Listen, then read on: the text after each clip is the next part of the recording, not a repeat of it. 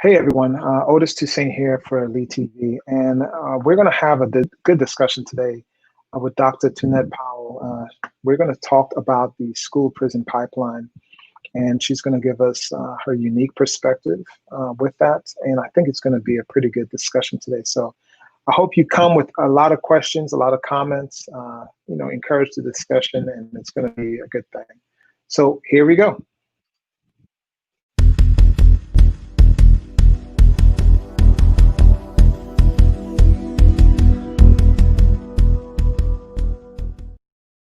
And I've got the honor of inviting Dr. Powell, Tunette Powell. What's going on, ma'am? Hold on. Let me unmute this. Come on, Mike. There you go. How you doing, ma'am?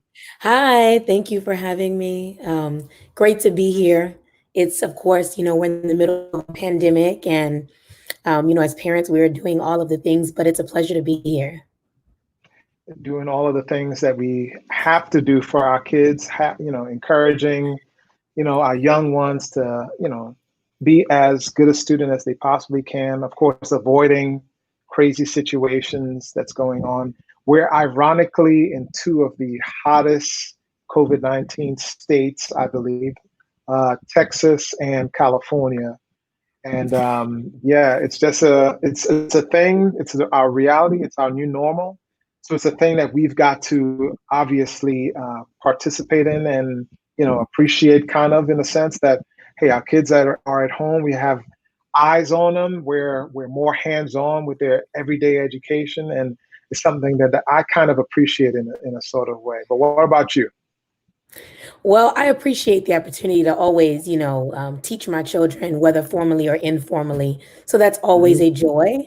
I don't think that I always enjoy working full time and, all of the side hustles that come from wanting great things from your children along with teaching them. So it comes with its challenges. But I will say that every opportunity to work with my kids and help them learn something new and for them to teach me something new is always a joy. Is it every day that you learn something new from your young ones, or I do. How was that experience? It's awesome. I have 3 sons. I have an 11-year-old, a 9-year-old, and a 5-year-old.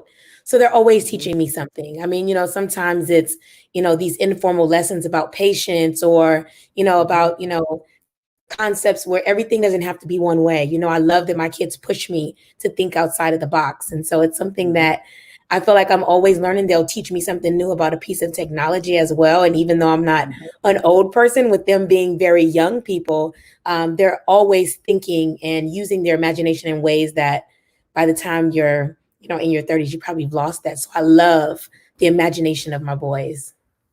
Absolutely. As a dad of 2, I've got an 11-year-old and I got a 6-year-old. And, you're good friends with my wife. And, it's an ongoing experience. It's a loving experience. It's I can't believe that I am a dad of 2 young boys, because I could clearly remember when I was a young dude growing up, and it was like, life was just, taking it day by day. You're just enjoying life as it goes. And now you're in a position of responsibility where you're responsible for 2, well, in your case, 3 young adults. And seeing these young men, these young Black boys, it's an experience where you're kind of, it's a dance.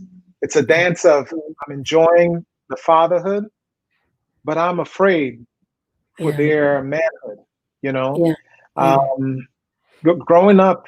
Well, I'm not going to go into my thing. I want to hear from you, and then maybe I could add on a little bit. No, yeah, and I think, much like it is a dance, being a parent, I think it's a dance what we're doing here today. And I think your lived experience is so important. So I would love for you to, add that and share that, because I think it's so important. So, yeah. Well, I say, as the dance that I have is, being the protector of them, being the nurturer of them, my wife and I, and my son's mother, where, we are responsible for our children's upbringing. We are responsible for that. Hey, there's a little one. We are responsible for them. And, oh, I got you. And, knowing that one day they're going to be, young teens, young 20s, young 30s, and it's like, slow down, little one, stop growing so fast. I want to enjoy these moments with you because I can protect you at home, but the world is not fair. Yeah, yeah, absolutely. Right, right. Hmm. Yeah, I think The world. I feel Go ahead, that, go ahead. at times, and, I think, being transparent as a mother, I think there are moments where you're like, oh, it's great that they're growing up and they're getting that independence, that comes the older you get. But then we have that everyday fear and worry of what will they grow up and what kind of world will they enter, and Yeah. how will they be seen, right? And so I think it's something that, as a Black parent, it's always on your mind, and we're doing, you're doing everything on your part to make sure that you're Mhm. raising good humans. And, you just hope that the world will reciprocate that. Right. And I think that's one of, the worries. I see that in my personal life. I also see that in my work every day. Yeah, and that's going to be the running theme of really our discussion today. The world hopefully reciprocating the love that we and we've raised our child with, and the world gives back that love to that child. But obviously, that is not the unfortunate reality for many, and that's the reason really why I want to have that discussion with you today about research that you've done, things that you've spoken on, specifically being the school prison pipeline. But before we enter into that discussion, talk to us about your background. Who are you? Where you from? Your upbringing, and all those different things. Yes. So I feel like I've lived a lot of different lives. I am originally from San Antonio, Texas.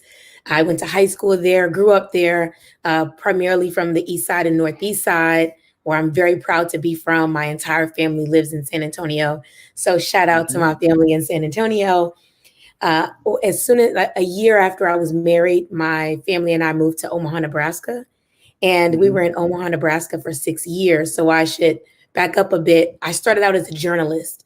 So I just knew that, journalism was going to be my path, to be able to write, our way to something better. I always knew that I wanted to have an impact and do some work that was disruptive. And I thought about how could I do that through journalism. So I worked at the San Hmm. Antonio Express News for 5 years. And when we moved to Omaha, Nebraska, it was like this new canvas, where I could think about what I wanted to do. So I ended up going back to school and majored in speech communication. And at that time, things were just different. I was very involved in education there. So I started Hmm. working in alternative high schools. I was teaching hip hop writing classes. I was an assistant director of a Boys and Girls Club and did so many different things in education. And then in 2014, because I missed a few things while I am working in education and I'm an author at this point. I had authored 2 books. So Hmm. it was a beautiful moment for me. My kids were doing well. They were thriving. My husband was enjoying an Air Force career. In 2014, my oldest 2 sons were suspended from school in the same month. And it rocked my world. When I remember when I got the first phone call from my oldest son and they said that he was going to be sent home, and I'm thinking at 4 years old, I couldn't comprehend it. And then, Yeah. weeks later for my 3-year-old. So it was a very difficult moment for me. I would say a defining moment in my life because I started out internalizing much of what had happened. I thought my kids were Mm. amazing. We were doing a lot of work at home, and everywhere we went, people would say, your kids are so amazing. And so for them to be suspended from school was pretty heartbreaking for me. And I think that, yes, go ahead. Go ahead. Yeah, I got. So you said some words that I want to kind of chime in and ask you about. You said that you were internalizing the suspensions of your children. In I, what ways was that manifested in you? so I think, for me, it was automatically you're a bad parent. That's Yeah. immediately where I went. And I had this moment where, I think I had been suspended in school before when I was very young. And I think I told myself that it was because I was growing up in poverty. It was because my father was incarcerated, that it was because of some of these things where if my kids grew up in a 2-parent home, right? If they didn't grow up in poverty, and if we taught them these values, right, that we could save them from some of the things that were happening. So when they were suspended, it was like, oh no, you're a bad parent, and it doesn't, it doesn't matter. Like there's something about you that is bad. And that's where I stayed. It reminds me now, because I'm able to articulate it, of W.E.B. Du Bois's question, rhetorical question to Black America: how does it feel to be a problem? And that's where I was in that moment, where I was just captivated by this question of what does it feel like to be a problem? And I was broken by it for a period of time. Yeah. And I would have stayed there if we had not had data that came out also in 2014 that showed that Black students are the most suspended students in preschool, right? And even though Black students only make up 18% of preschool students, they account for nearly half of all preschool suspensions. So that kind of sent me on this quest where I was like, okay, what is it, right? Are all of these Black kids just bad, or what are these situations? And there was a report that came out from the Government Accountability Office that said, even when you control for a class, when you control, for levels of poverty and things like that, even when you control for the type of disciplinary action and the type of school, the only factor that was determining in whether a student was suspended or not was race. And there was something so profound. So you could look at, kids across race doing the very same thing, and Black students were more likely to be suspended with the same type of disciplinary action. That flipped on a switch that I've never turned off, right? It just woke me up where I was like, I have to do something different.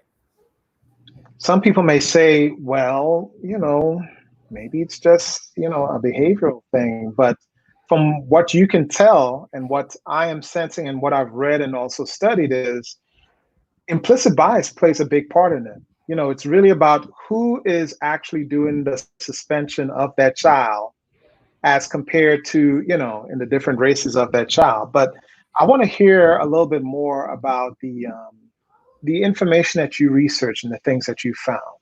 Yeah, absolutely. Regarding that. Absolutely. So, I think there's been some really good work that came out. There's not enough when we look at, where it starts. So we know a lot about the school to prison pipeline when we think about K through 12, especially middle school and high school. We know very little about early childhood education, which is roughly like from 3 to about 9 years old.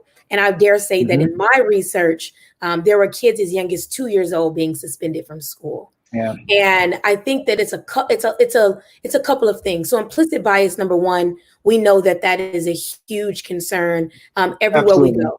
That, educators are not waking up and saying, I want to suspend some Black kids today. That's not how it goes, right? It's literally, there was a study done by Walter Gilliam out of Yale and his colleagues where they found that they did a study where they were watching some preschool classrooms.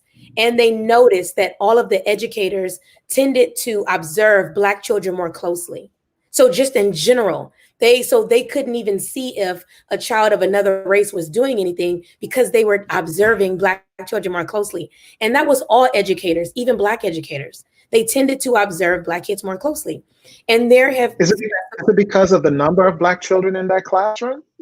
No. Typically a child may be less numbered. We make up, so we're not even a third or, of preschool students. So the numbers are not overwhelming. Like I said, for preschool, we make up 18% of all preschools. So it wasn't really about that. So I'm going to put that in conversation with some other studies that have been done where they were trying to capture perceptions of innocence, right? And when they were trying to capture people's perceptions of innocence, every study that came back, whether it was looking at young children, young adults, people always perceived Black students especially, as older than they were. They always thought that when they made up different, they would say, who you think did this particular incident, this disciplinary action? They would always, assume that it was the Black student who did the worst of those things. And I think, right. And I think that, it goes into this idea of implicit bias. And it constantly looks at what we're always fed, the narratives that we've been fed, not only nationally, but globally. I remember I was at an event And there was a woman who had just moved to the United States from Japan. And she said, "You're the first Black person that I've come in contact with, and you're nothing like the videos that they showed me before I came over to this country." Right. And so she had seen videos of very negative images of, of Black people. And I spent some time in Japan, and I had conversations like this all of the time. But again, there is this global single narrative about who Black people are and who they are not. And we are fed that in so many ways that we might not even pay attention to. And, all of us are fed that, right? We all have to do the work of not internalizing what we're being fed and disrupting what we hear. And so that's what I saw a lot of. So that's one thing, the implicit bias, the historical anti-Blackness that has been very, very pertinent in our systems.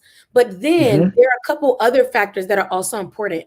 So if you think about some of the young ages, particularly preschool, we don't give very, very much training on what is age appropriate and thinking about where a child is developmentally. So we have some education issues as well in the training that we give. So for example, the 2-year-old in my study who was suspended, he was suspended for taking off his clothes. So, as a parent I've raised, kids from 2 years old to now my 5, 9 and 11, taking off your clothes at 2 years old is developmentally appropriate. And having no training or no understanding that is, and knowing how to react and what to do in a situation like that is very difficult. You're going to perceive that, right?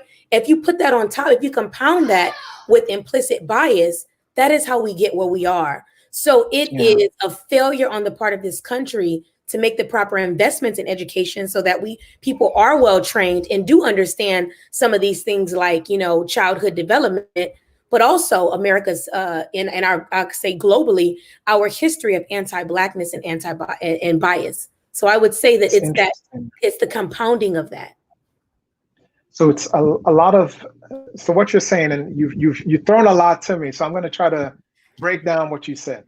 Yeah. A lot of it is dealing with anti-Blackness, implicit bias, and a compounding of not really giving our educators and those people that are interacting with our kids the opportunity to have real life experience and training about what is expected, what is appropriate, etc. Yeah. Yeah. And so that creates that sort of compounded stat of where many young children of color are experiencing more suspensions, expulsions, etc. Yes. And, with the framing of the school to prison pipeline, if it's not familiar to some, that framing comes from the fact that the more likely that a child is suspended from school, and this is true for anybody, the more likely that you are suspended or expelled from school, the more likely you are to end up in prison, right? There is literally a pipeline that can be traced. And there are other things, the more likely you are to be retained, right, from a grade. And a lot of what I also think is important in this conversation of the school to prison pipeline is our need to think about not only the youth and the individual child, but the impact that this has on a family, right? And that's where a lot of my research really is thinking about how this is not just impacting an individual child. It is traveling into that child's family life, into their communities. And it is very damning for Black families, especially since there are disproportionate rates of school suspension for Black children. Can I ask, how did it impact your family? Yeah, it was hard. I think, like I said, I think for me, a lot of internalization, I think, and I think I will say that 2014 was a very significant year for this work. So I didn't have to sit in my internalization for too long, because there was a moment where a lot of data came out. Oh, and here I'm getting Mommy. Yes, getting mommy love. All right now. So there is a moment where, I have so much information in front of me that I have to do something else. But I think, the younger your child is, the more the parent's going to take on a lot of the burden of what's happening, right? Because at 3 years old, you don't fully understand what it means to be suspended. And I think, my job as a parent and my husband's job was to really try to think about, how do you preserve that child's innocence, right? Where they don't become a bad child, because that's essentially what happens, right? It's like, these school suspensions and things that are early age, they kind of help us, and I say us as education, kind of sift out who the good and bad kids are and who the good and bad parents are. So I kind of dealt with it and held a lot of the weight of what it was to try to save my kids from being labeled and, as one thing. So I took that. But like I said, it was a very private struggle for me where, I just dealt with trying to think about what this meant. Would this be something that followed them? How much more of an advocate would I have to be considering what they had been through and things like that. In my research, it has impacted parents in so many different ways. I mean, it's broken up families. There are, for men, for the fathers in my study, I will say they handle, especially the way that we have taught, men to suppress their emotions and things like that. They've come out in a lot of different ways where you see maybe a dad is gambling and instead of dealing with how he feels about, the child being suspended or, things like that are, have such a huge impact that I don't think we always think about. It is not feeling like you don't belong to the community because now everyone knows that your child was suspended.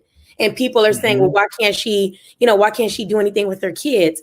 It's family members saying you just need to whoop your child more, right? And thinking, right, that was just it, that it was something about you that you weren't doing at home that caused the situation.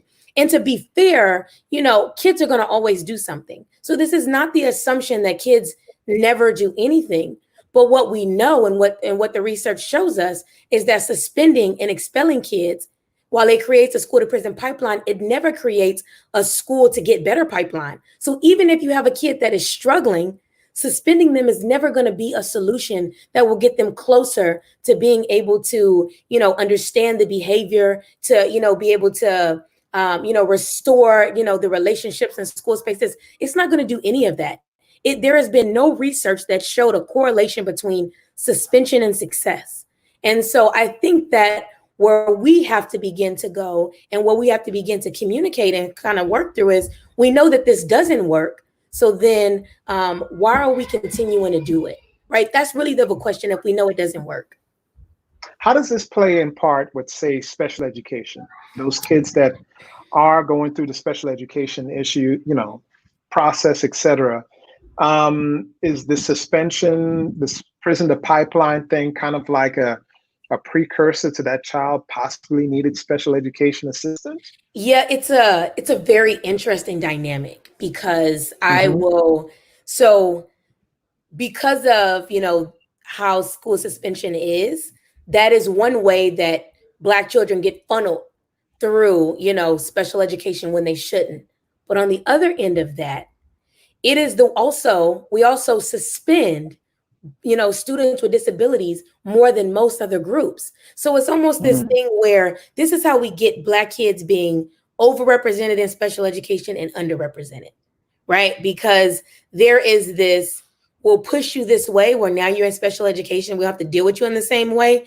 But then it's also when there is a need and a child has, a need that we need to address, rather than address it, we're going to kick you out. So that is what, is happening all around the country. And I think it is, it's damaging. It's difficult on parents because if your child does have, need extra support and they are, and they do need special education services. Well, if you frame it all around my child being bad, it's really hard for me to want to get support for my child. And it comes with a different stigma. And so I think that this is why we need to rethink how we, think about discipline and learning and growth, because right now it's rooted all in punishment, right? And that doesn't allow us to address concerns if they are there. And then if they are not there, they don't allow us to push back and say, you know what, that there's actually that child doesn't need that type of support. You know what I mean? It's an adult who needs to change. So there is definitely an intersectionality of race and gender and class and ability, or, so I think that,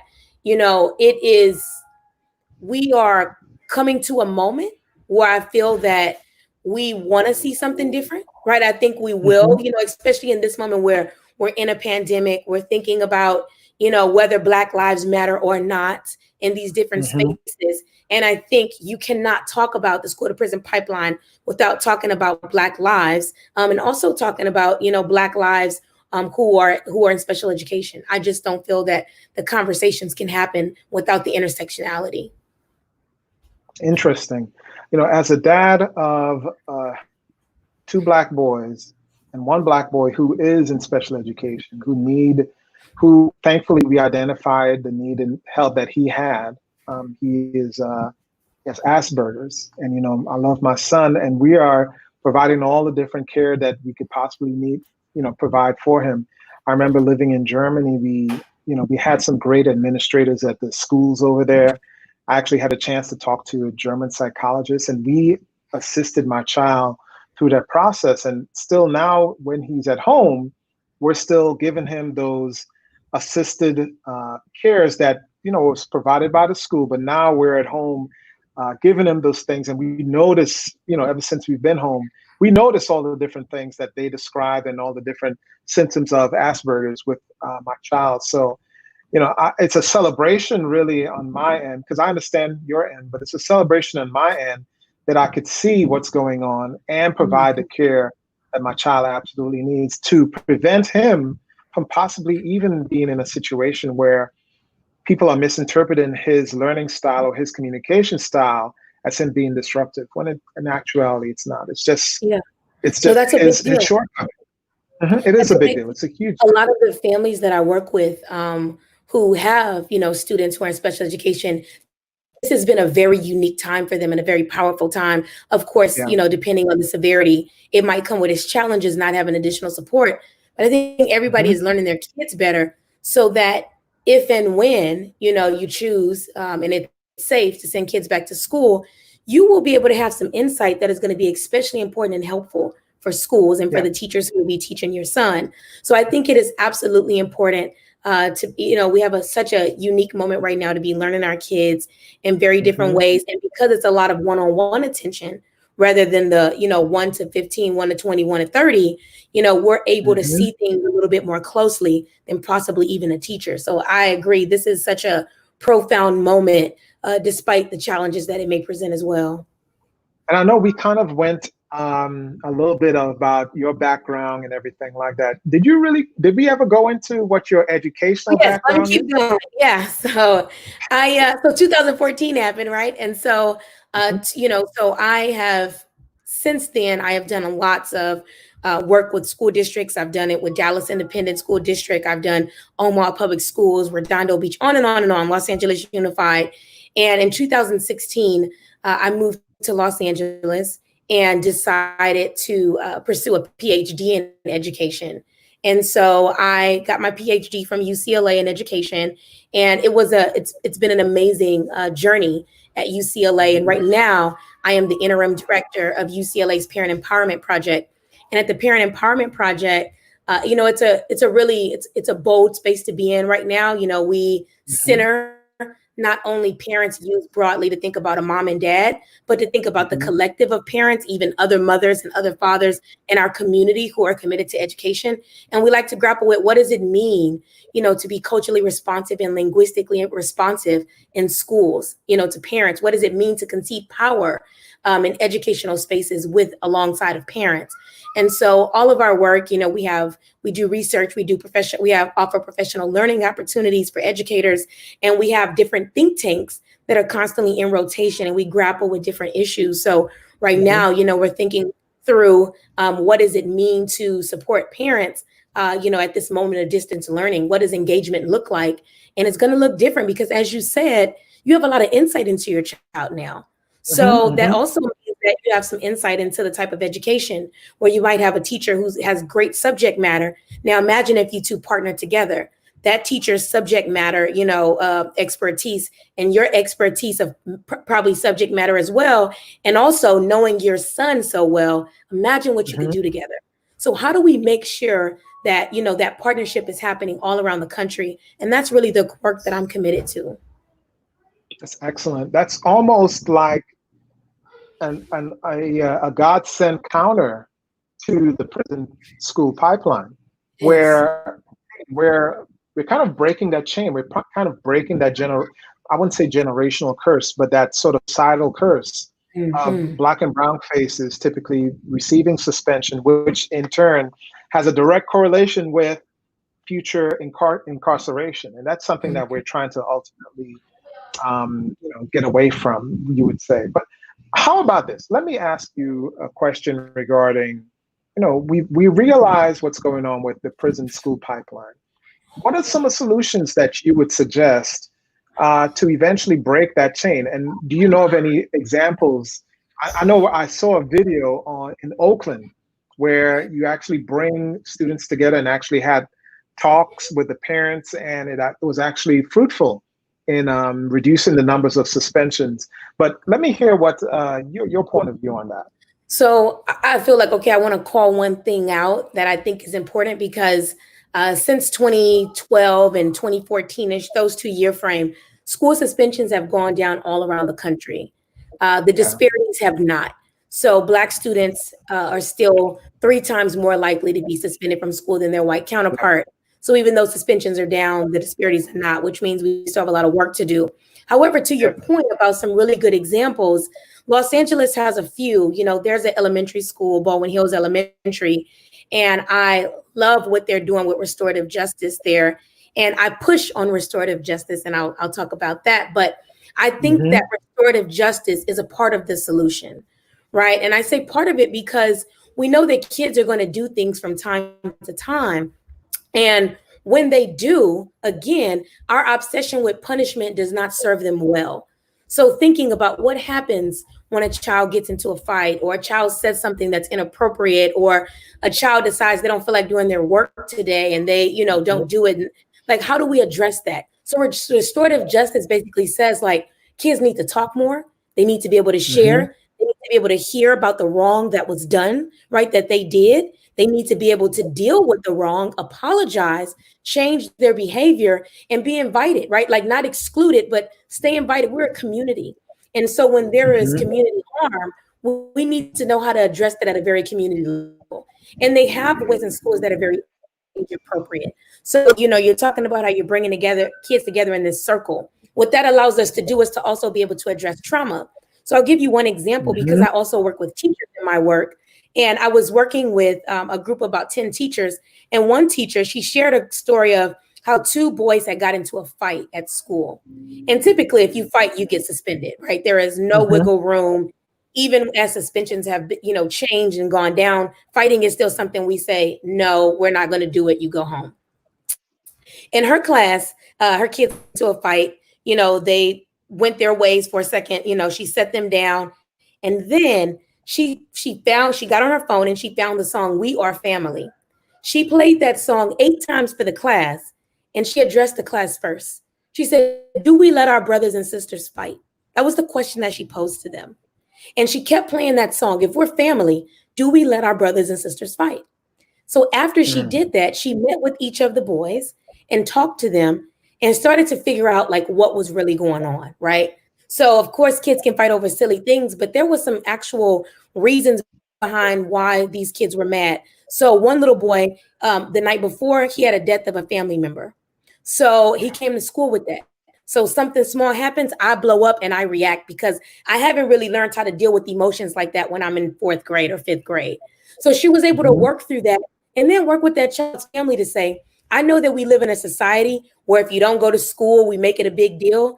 She said, but in my class, if our kids experience something that's traumatic, they deserve some time to be home, right? So like, just talking to the family, talking to the little boy, nobody got suspended. The other child had, he hadn't talked to his, a family member, like his dad, in a while, and that was really, really stressing him out, right? It was really, really making him feel a certain way. So again, figuring out, when we talk to kids, we start to learn more about them, how they show up in the world, how they're impacted, what kind of tugs at them. You begin to learn, what are some things they're dealing with, and then you can address things like fighting. So we need a lot more of that, a lot of that trauma-informed care. Now, what I will say with that is, as we bring in restorative justice, we also have to deal with this implicit bias and anti-Blackness, because kids are not always suspended for things that they did wrong, right? So that will allow us to address when a child does something wrong, we don't have to be obsessed with punishment.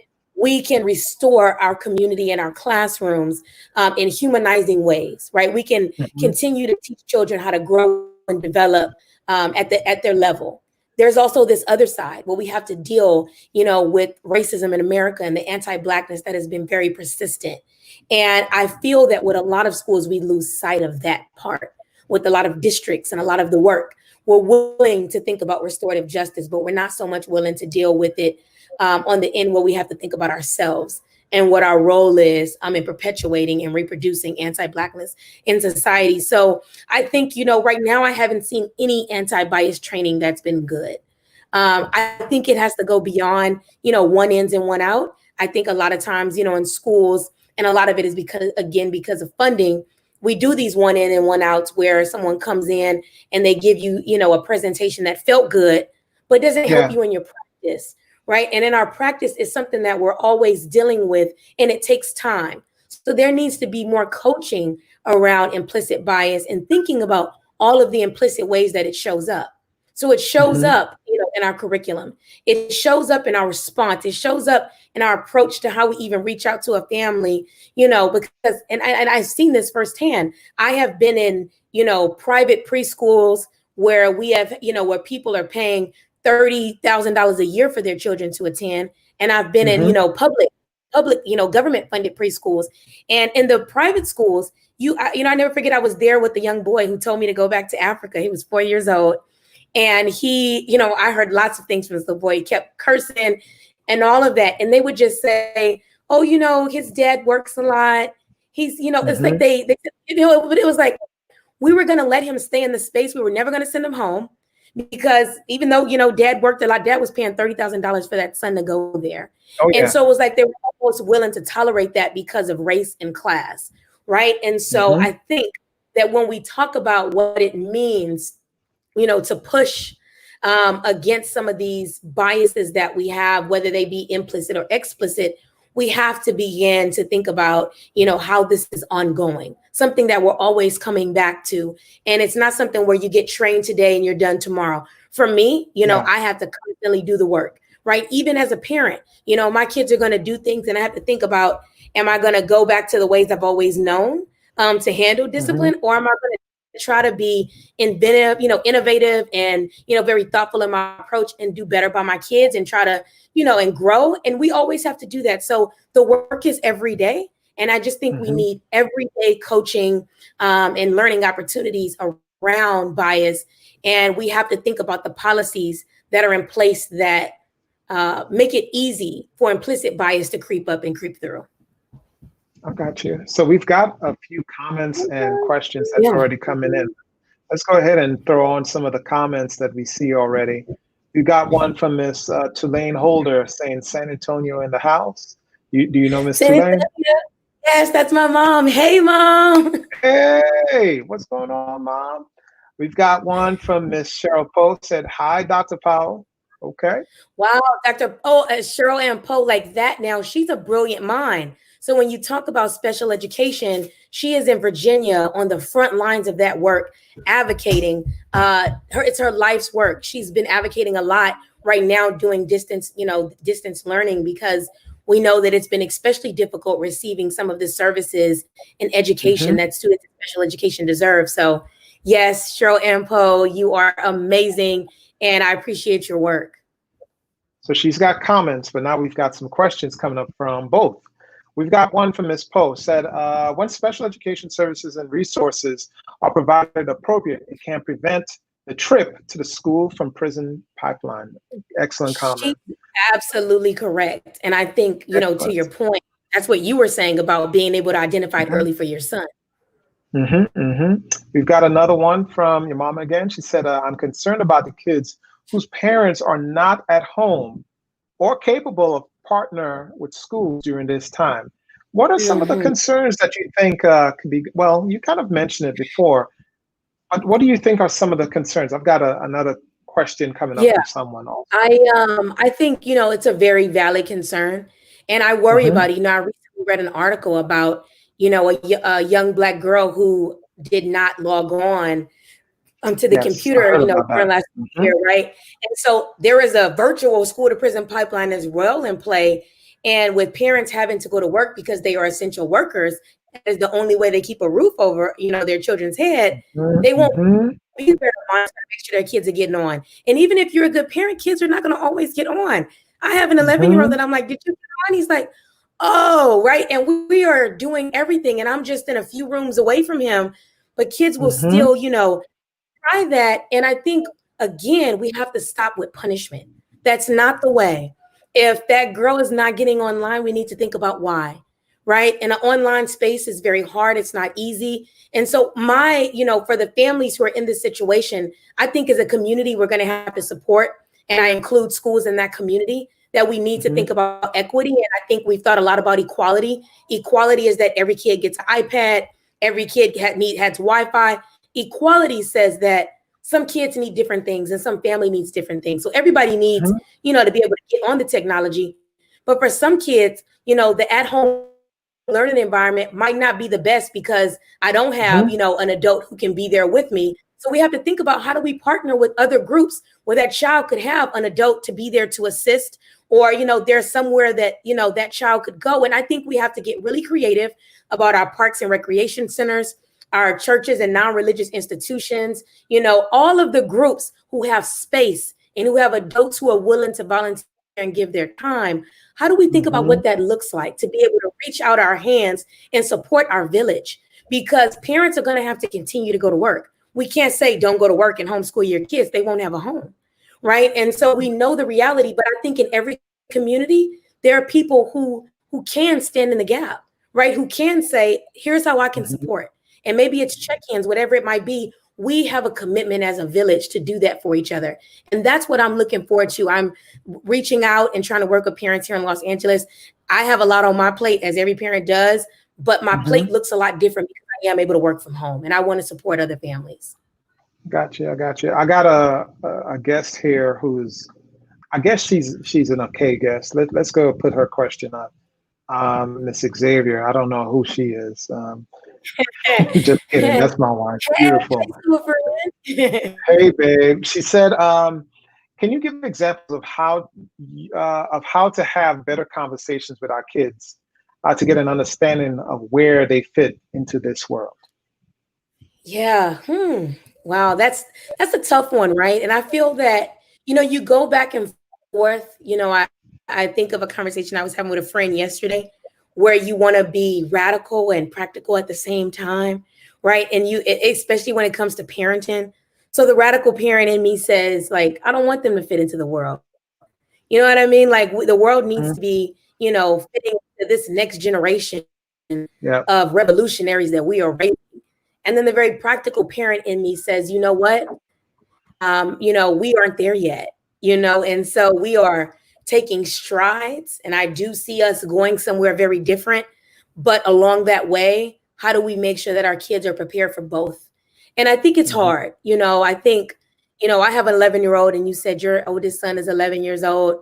And I think, you can do a lot of stuff through like pop culture and film and things like that. And I try to, find a movie that we can think about. So I can't even think of this movie that we recently watched. I think it was called Do Over, or no, it wasn't. It was called not Do Over. Scratch that. It was called like I'll have to think of what this movie was called. It's about this little boy, this Black boy, and Jennifer Hudson was in it, and his mother was on drugs, and they were kind of like living in this world where it was a very police community. They were kind of, he and this Asian boy were kind of raising themselves. Their mothers were prostitutes and on drugs. And he just looked at all of the neglect and failure of some inner cities.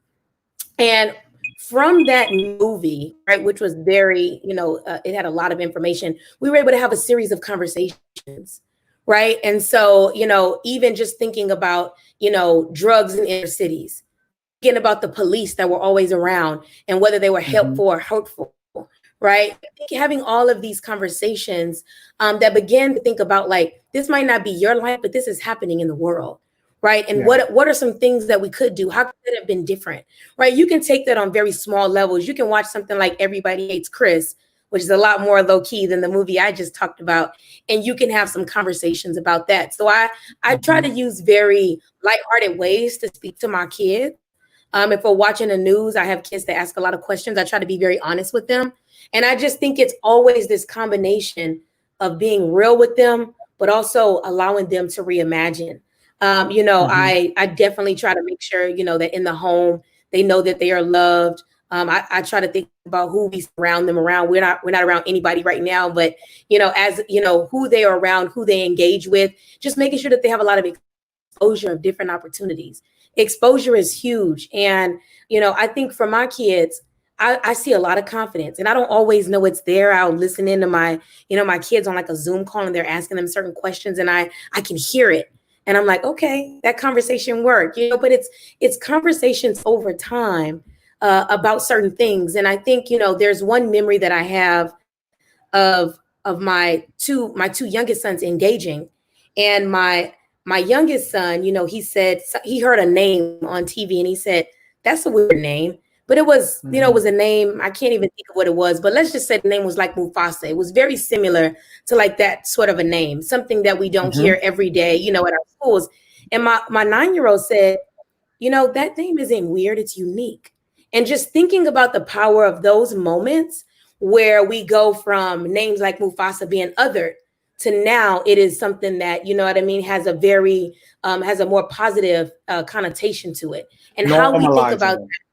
Right. So I try to do that all the time. I try to push my kids when they say something is standard or normal or right versus wrong, because kids tend to say that. And I try to push against like, what makes that right and this wrong? Right. So just taking those moments to make kids unpack and question what they've learned or what they've heard, because they're hearing and learning many of the same things that we learned and heard. Got you. I really appreciate the conversation today. I think I've learned a whole lot, and I really appreciate the comments and questions that are coming in as well. Tunette, well, hold on, Dr. Powell. Let me give you your proper recognition. If people want to reach out to you and get more information on research that you've done, or books that you've written, or things that you recommend that they, as far as with dealing with their young children, how could they reach out to you? Yes, so I am active on all social media, and I'm very responsive on all social media. Everything is at Tunette Powell. I also, if anybody wants to email me, it's very simple. It's tunette@ucla.edu. Always open for a conversation. I connect with everybody who reaches out to me. That is always my intention. I am truly here to serve. So if there was a parent or it's a parent who is listening and you want support, if it's not me and you're in a different area, I will connect you, right? And so I try to stay connected with people all over the country. You saw Ms. Poe on the, watching. She is also a connector. I am here. This is my life's work. So this is not something that you could only pay me to do. I would do it paid or unpaid. So I'm here to help. We are a village, not only in your local communities, but globally. So wherever you are, please feel free to reach out. I will respond, and I'm always very timely because this is important for me. Excellent. And it's important for me. I think my wife and I will be reaching out to you to get some information based on, some questions that we've had. And of course, we want to just put the right environment for our boys. So I really appreciate, the time that you've taken. I know we tried to connect before, but we made it happen this time. Yes. So shout out to you. We should get our kids on a Zoom together or something and let them connect. So I'm always trying to build the village. I mean, the village looks a little different now. So my kids love, interacting. So yeah, we should do that. We got an e-village. E-villages are still villages, and that's all that matters, right? That's right. Let's talk a little bit in the broadcast room, and I just want to say, shout out to you. I really appreciate you. Hold on, my wife said one more thing. She said she's amazing. Yes, you are. I really appreciate this talk. Well, you have been great. This is amazing. So of course, with an amazing wife, I knew you had to be amazing. So I'm okay. My wife is pretty dope. I'm okay. Yeah, she is. But to all the dope wives out there, keep working on those husbands. They'll catch up to us. Exactly. But Kidding. we Iron I sharpens wasn't even iron. taking it seriously. It's all good. It's all good. But we'll talk again, Tunette. Hang out in the Yes, thank you broadcast room. so Let's much. chat a little bit. All right. Thanks.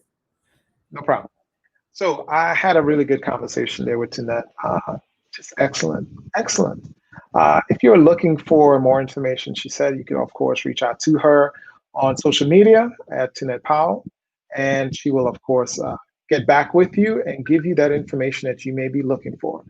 And so moving forward, I will implore to you parents, try to read up on implicit bias. Try to understand why you may feel a certain way about someone based solely on things that you didn't quite realize, or maybe you do realize it and you're trying to unlearn that sort of implicit bias behavior. But anyways, take care of yourself, take care of your family, and take care of others. Bye now.